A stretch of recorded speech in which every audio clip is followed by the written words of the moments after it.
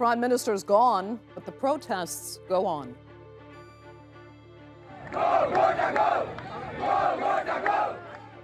With streets on fire amid clashes and crackdowns, thousands continue to demand President Gotabaya Rajapaksa resign. Are his days numbered, or will he maintain his grip on power? I'm Andrea Sankey, and today's newsmaker is the unrest in Sri Lanka.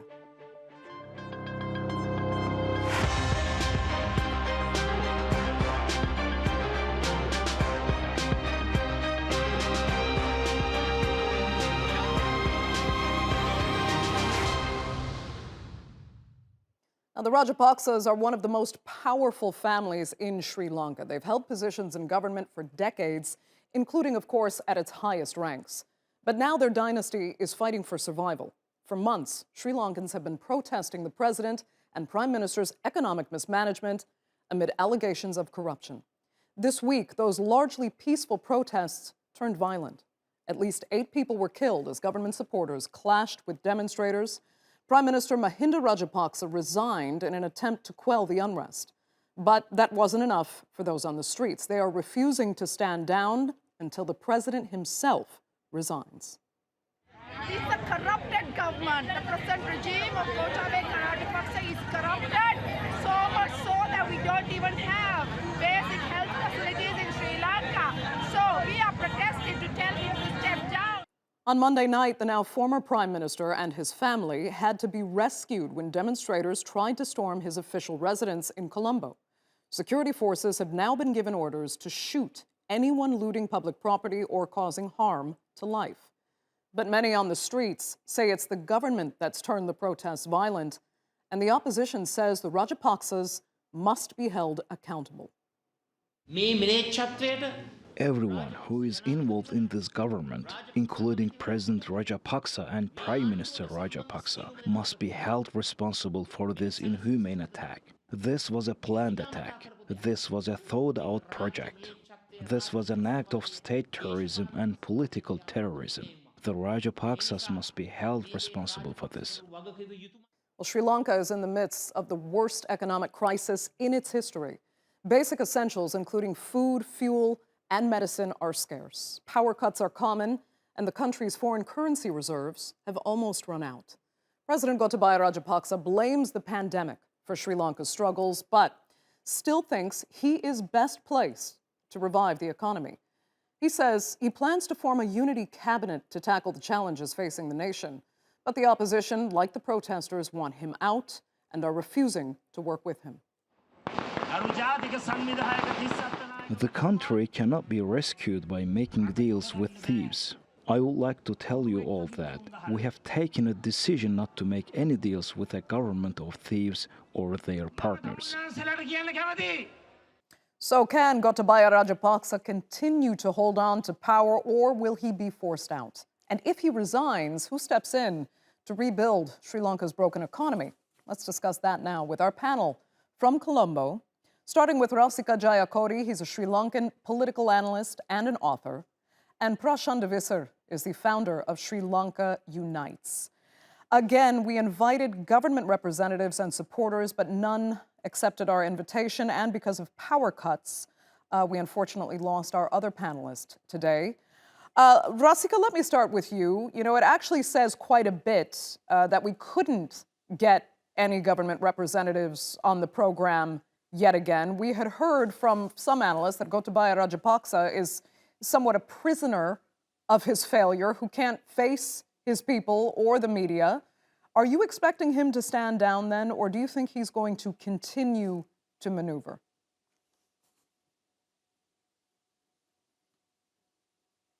Okay, unfortunately, we've lost our connection with Rasika. Let me put the same question then to Prashan. Go ahead.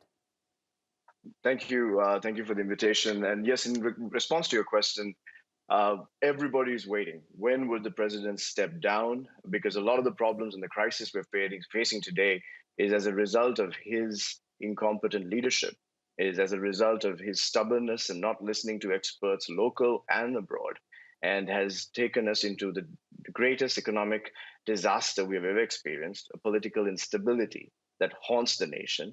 And it's the only thing left to do is for him to resign and let competent individuals now lead the country out of this drastic mess. So why wouldn't he?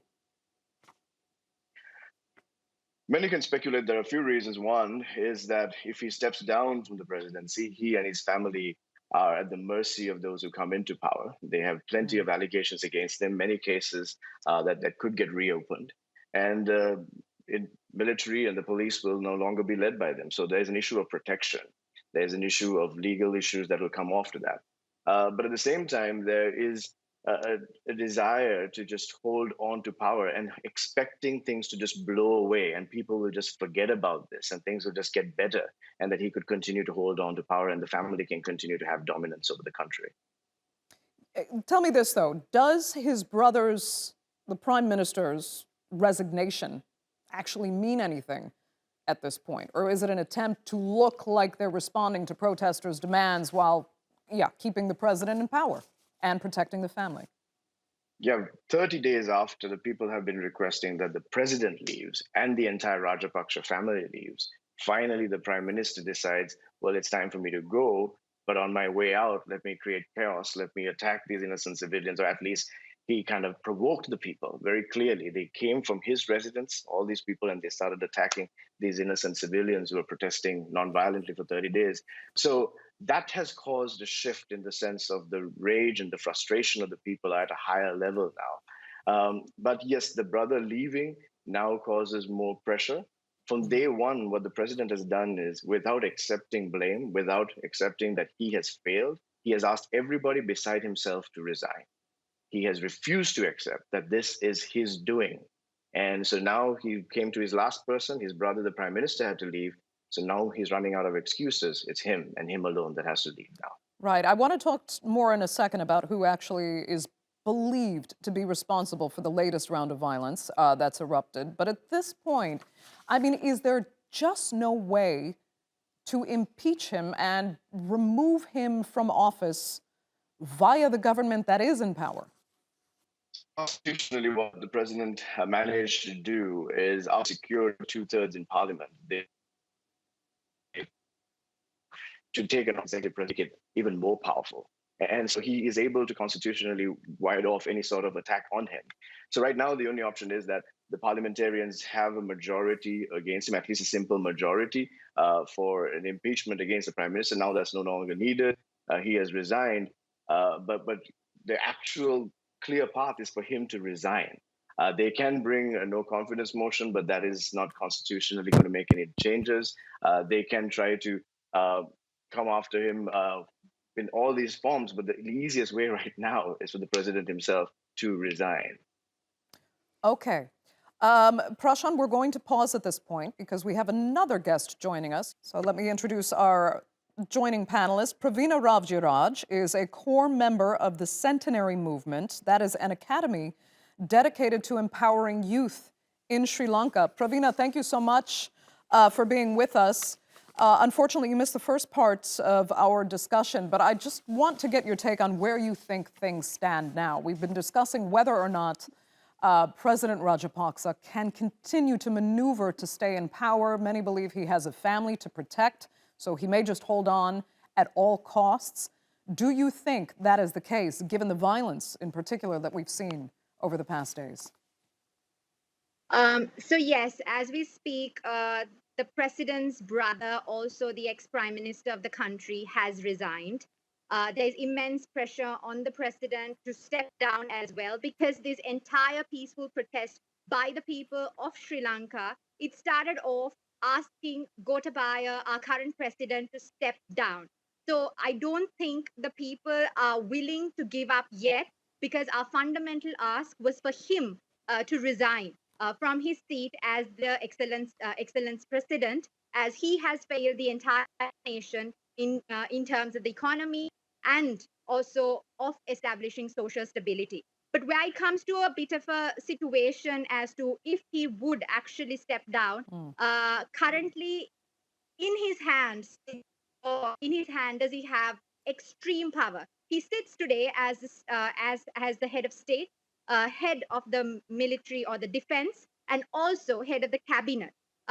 This actually is a quite a critical juncture because he could also take on the route of bringing about a military government into play, and also setting examples of Myanmar and various other governments that have taken the course there. But there's also a possibility that he is also, we've heard that he's evaluating, thanks to various religious leaders and also leaders of opposition and also independent parties coming together, and also professionals pressurizing him to consider an interim government headed by someone from within the parliament, who's within the parliament today. So those are the two possibilities that could arise, and we, as citizens of Sri Lanka, are obviously eagerly awaiting, siding towards the second option than the first, because we've seen a 30-year civil war in this country.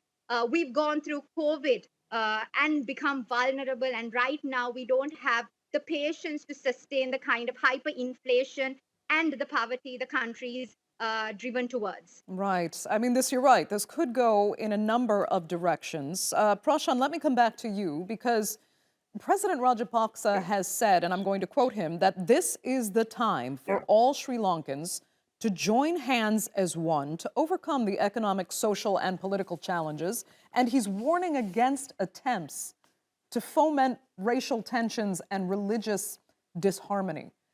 But most Sri Lankans have already joined hands in opposition to this government. So is this an attempt to change the tone away from what's been mostly very united anti-government protests by stoking some fears over racial and religious divisions? Absolutely. I think you hit the nail right on the head. This president and his regime came into power by stoking hate across ethno-religious lines, creating fear among people, and that was their main playbook. And now, in a time where Sri Lanka has experienced more unity, and these people coming along from various political backgrounds, ethno-religious backgrounds, socioeconomic backgrounds, coming together, agreeing on one thing: Gotabaya Rajapaksa and the Rajapaksa family need to go. This nepotistic regime has destroyed the country and they have to go. That's the united song of a country right now. And he is now questioning the people and saying that there could be divisions there and we need to come together. It's all a play on distraction, all a play to go back to his original blueprint of the only thing he knows to do in the absence of competence. Right. I mean, I imagine, Praviina, you agree there, because what was so inspiring about this movement from the beginning was the fact that, you know, a country that had been divided by civil war was completely united across racial and religious lines in this opposition to the government that they feel had failed them so miserably. And now to hear the government that actually stoked so many of those racial divisions and is looking at potential human rights abuse charges on the grounds of violating, exploiting those tensions. Now talking about religious divides and racial issues coming back as if he's the only one that can manage and keep that stability, it's a bit frightening. That's right. So absolutely right. I mean, just to add a different context also to kind of establish who the Rajapaksas are, and being a Tamil myself, there are allegations against the Rajapaksa family and especially Gotabaya Rajapaksa, our current president, when he was the minister or the head of defense during the end of the ethnic conflict or the civil war, as to the kind of humanitarian violations or crisis that he had created against the minority. So that's the cases are still sitting in the extraction as we speak. So this is just going to add to the list that that's already there in terms of their regime and the family. This could really blow up into a different direction, and that's probably why I feel like Mr. President is trying to play it safe by trying to build another positive momentum into the people to kind of reiterate that he won the war and he was a savior, and now he's trying to save us again. But trying to sabotage this kind of movement that the people of Sri Lanka have come together for. It's a movement by the people for the people. And right now it feels like everyone is trying to take, a stake of it. That's Okay. quite sad to see. Right. And Prashan, what's also worrying about that, as Praviina just had mentioned, there is still on the table this possibility of him taking the country toward military rule in desperation. I want to get your thoughts on that. Yeah, that's a frightening possibility. And once again, in his inability to find solutions, he's tried everything else. There are possibilities that there is this conversation among him and his military allies. Obviously, there'll be even stronger opposition to the very thought of that, and the people will not take well to it. Sri Lanka is Asia's oldest democracy, and we're not about to allow that kind of thinking to be even tolerated. And I know the opposition MPs and all the other civil society leaders and everyone, there'll be a strong backlash against any such move. But he is definitely desperate and looking for options and running out of options for sure. Okay, Praviina, we spoke about this a little earlier, and I promised to pick up on it again. I'll let you begin. As for the violence that's erupted in the last few days, many people are asking for full accountability for what they believe actually provoked this violence and then who deliberately failed to stop it. First, who do you really think is responsible, and what do you think should happen to them? I believe from everything that I saw, because the pro-government participants of the violence that took place a couple of days ago, they were at a meeting at the Temple Trees, which is the official residence of the Prime Minister. So there is Facebook evidence, there is video footages where they have voiced in favor of a violent behavior towards the peaceful protesters, right? So it will be, in my humble opinion, that the government, headed by the president himself and his brother, Mahinda Rajapaksa, who will have to take full accountability. And there have also been very famous few names that have been named in terms of member of parliaments of the current government who have assisted this initiative, who will also have to be made accountable for this uncivilized, brutal attack on peaceful protesters at the Golf Green. Okay, Prashan, I'll let you pick up on that as well. I mean, who do you think needs to be held responsible and how? Well, it's very clear. The evidence is very, very obvious right now. The prime minister was sharing his parting words, but then stoking anger and frustration in his crowds who gathered, followed by certain key ministers who continue to share this narrative about that they need to teach a lesson to the people outside. And then you could even see the president's son taking selfies with the people who came to the prime minister's home, and they were talking about going to golf soon after that. And these people who were in the prime minister's residence walks out now with batons, many of them intoxicated with lots of alcohol, and then walking towards these peaceful protesters and mercilessly beating them up. These protesters didn't even have a stick in their hands to get beaten up.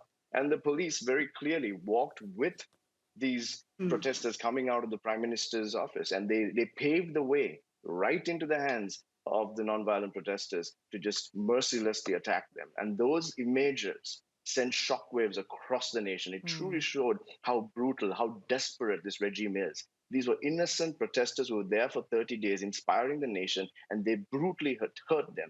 And they didn't think the rest of the country would care. But what happened was nationwide, people said, enough is enough. We don't want you for sure now. You know, Prashan, some have described those people you're talking about as kind of government goons. Beyond them, though, who is actually defending the government at this point? Where is their support base? I don't believe there's much of a support base left. Many people who voted for them have very clearly denounced this regime. They are ashamed of their decision to even vote for them. Many say that they were blinded by the Easter Sunday attacks, and there was fear, and national security was the top of the line of their conversation and their reasons to vote for. And so there is almost like a repentance of a nation for even trusting this regime. And when you talk to those who actually came, when some were arrested and some civilians made civilian arrests and asked these people, they said they came for 5,000 rupees. They came because they were told that they would lose their welfare benefits. They came because they were threatened. They came because they just didn't have food to eat.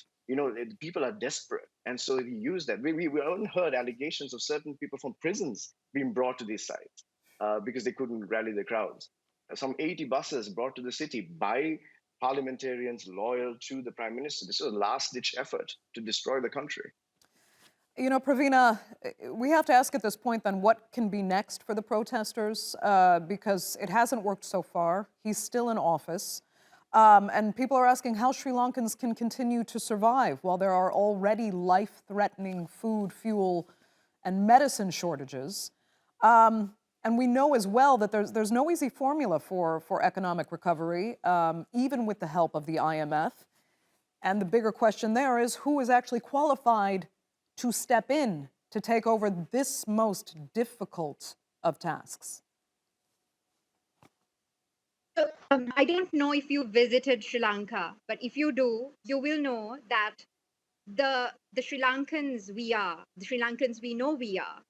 We would sacrifice our one meal to give you a meal if you need it. So that's the kind of humanity, that's the kind of love, that's the kind of people we Sri Lankans are. As we speak, there is a nationwide curfew. However, the peaceful protests are still on. We have our youth, we have our active civil society members on ground at Gotabaya, and who have been supported immensely by families and friends across Colombo and Western Province. So today I had a friend who's standing in the fuel queue because she has to go to work tomorrow. But she asked me if I can pick up of 900 packs of dinner that she has already ordered from a nearby restaurant to take it to the protesters at Gotabaya. So that's the kind of sustenance or the mechanism or the system that we have created for ourselves at Gotabaya. And that is to me by far a model system that probably even the governments to come can learn from. Because this system was forged by the people, for the people, funded and loved and cared for by the people who cannot physically be there. And that to me will ensure the sustenance of Gotabaya until our beloved president steps down. Our ambition started as asking for Gota to go home. Hashtag he has to go home. Right. So, Prashan, Sri Lankans will continue to take care of each other no matter how difficult the circumstances become. What I do worry about, though, is the fact that supplies may potentially run out entirely and desperation could set in. So talk to me, this will be our final answer from you as well. Talk to me about what the options really are and, again, who can fill that void. If Rajapaksa does step down, who is there to take on this very daunting task? Yeah, the people have gone above and beyond. It's been absolutely inspiring how they've taken care of each other, like Praviina said, and also really committed to a nonviolent struggle.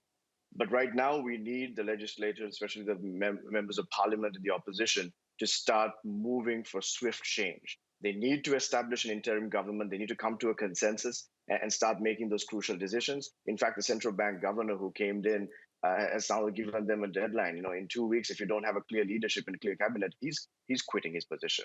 That'll make things even worse. So that's crucial. And then they need to immediately repeal the 20th Amendment, which gave the president this enormous levels of power, and bringing in a new amendment to reduce his powers. If he's not leaving, strip him of his powers, make him literally a puppet there with very little security, very little resources, that it's better for him to leave than stay there. The oppositions have to come together right now and serve the people. The people have done their part, and now we're waiting for those in the legislature to do their part and do it soon.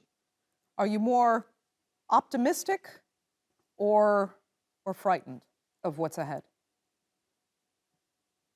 Sri Lanka has been through many challenges, from tsunamis to civil wars to terror attacks to political instability. Our people are resilient, and we've been inspired that even in the midst of our darkest hour, Sri Lankans have shined, and that leaves me optimistic. But the challenges are very real. We've never experienced anything like this.